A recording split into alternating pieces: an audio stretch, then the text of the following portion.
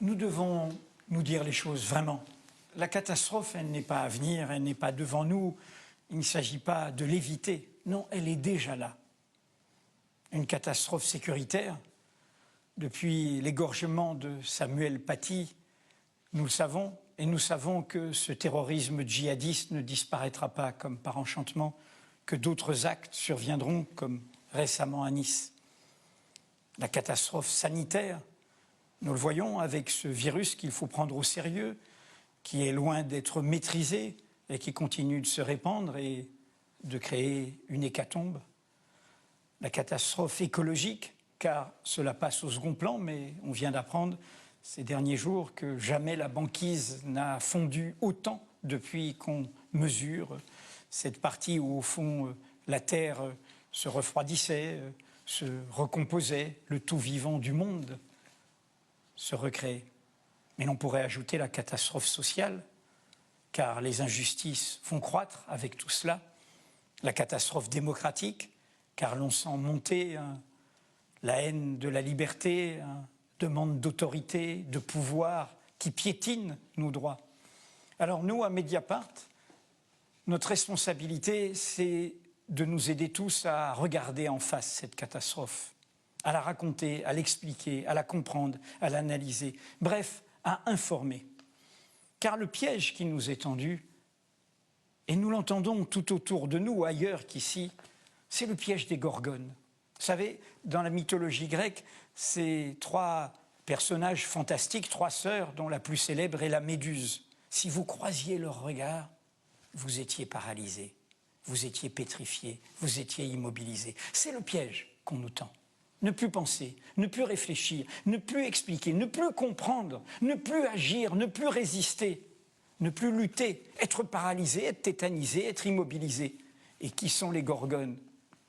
Hélas, tout autour de nous, avec des médias qui relaient une politique basse, une politique qui flatte les bas instincts, des médias qui ne cherchent plus à comprendre, où il n'y a plus d'histoire, où il n'y a plus de géographie, où il n'y a plus de passé, où il n'y a pas de futur, il n'y a que le présent, un présent omniprésent, un présent monstre qui tétanise, qui paralyse, qui immobilise. Alors, face à ce climat où montent les intolérances, les haines, les peurs, nous devons résister à l'aveuglement qu'on nous propose, comme des lapins paralysés, justement, saisis dans les phares d'une voiture.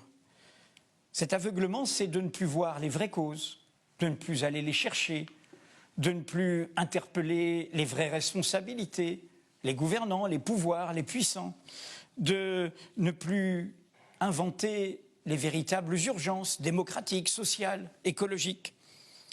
Car tout ce climat-là, loin de nous protéger, loin de faire reculer ces menaces, il nous affaiblit, il nous expose, il nous fragilise.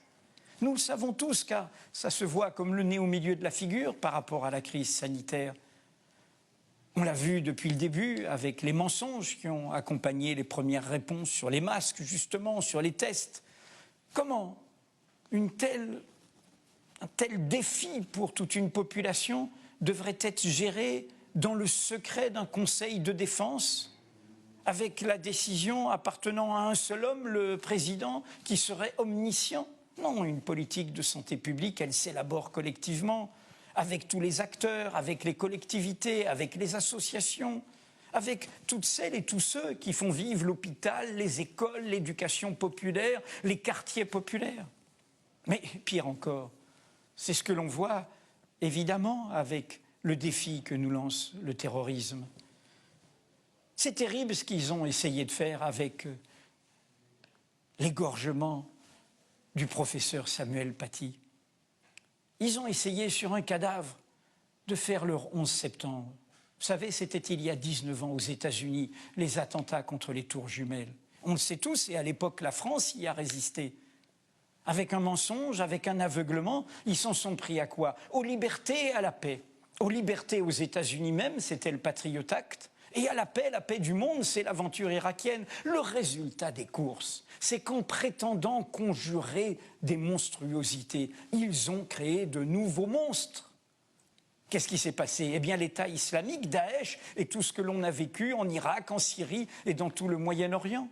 Et qu'est-ce qui s'est passé aux États-Unis même? Eh bien, finalement, Trump, dont la réélection est en jeu cette semaine, Trump, la violence américaine, le suprémacisme blanc, le racisme libéré et assumé, non seulement le racisme, l'homophobie, le sexisme, toutes les haines, toutes les hiérarchies des humanités. C'est ce qui nous menace ici, quand on entend sans problème la confusion entre islam et fanatisme, quand on entend sans problème l'amalgame entre musulmans et terroristes, quand on entend sans problème qu'il faudrait renoncer à nos libertés pour plus de sécurité. On perdra les deux si on le fait, la liberté et la sécurité. Alors, le pire, et c'est désolant de se dire cela avec un gouvernement, un pouvoir qui a été élu, soi-disant pour conjurer la menace de l'extrême droite. L'extrême droite, elle est déjà là. Ses idées sont là. Ses thématiques, ses obsessions, son idéologie. Ils ne la conjurent pas, ils lui font la courte échelle. Ils ne nous en protègent pas, ils mettent tout en place pour que, si par catastrophe nouvelle, supplémentaire, elle venait au pouvoir, elle ait toutes les armes.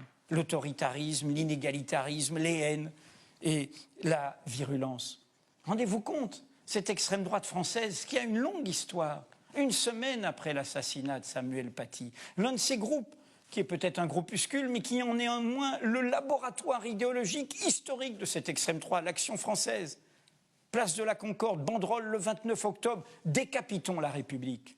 Ils ne défendent pas la République, ceux qui font la courte échelle à tout cela. Ils préparent, au contraire, la dévitalisation d'une République qui ne serait plus démocratique, qui ne serait plus sociale, qui ne serait plus celle de l'égalité. Les libertés sont en jeu, la liberté de penser, la complexité de la pensée, les libertés académiques, les libertés de la société, de son autonomie. C'est l'enjeu d'une loi de sécurité globale qui va être débattue cette semaine en urgence et où l'on met tout en cause en termes de contrôle de l'action de l'État et de son bras armé, la police. On remplace l'État de droit par un État de police. Voilà, face à tout cela, nous devons tenir bon, faire face, être le camp de la raison face à ce camp de la panique qui nous emmène dans le gouffre. Et du coup, être fidèle à ce que disait Jean Jaurès, que tous les enseignants de France ont cité aujourd'hui. Dans son discours à la jeunesse, c'était il y a près d'un siècle, en 1903.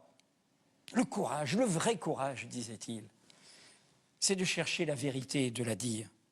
C'est de ne pas subir la loi du mensonge triomphant qui passe et de ne pas faire écho de notre âme, de notre bouche, de nos mains, aux applaudissements imbéciles et aux huées fanatiques. Et Jaurès de conclure par un appel à rompre le cercle de la fatalité, le cercle de fer, le cercle de haine. Eh bien, quoi qu'il en coûte, et grâce à votre soutien, c'est ce que nous continuerons à faire à Mediapart.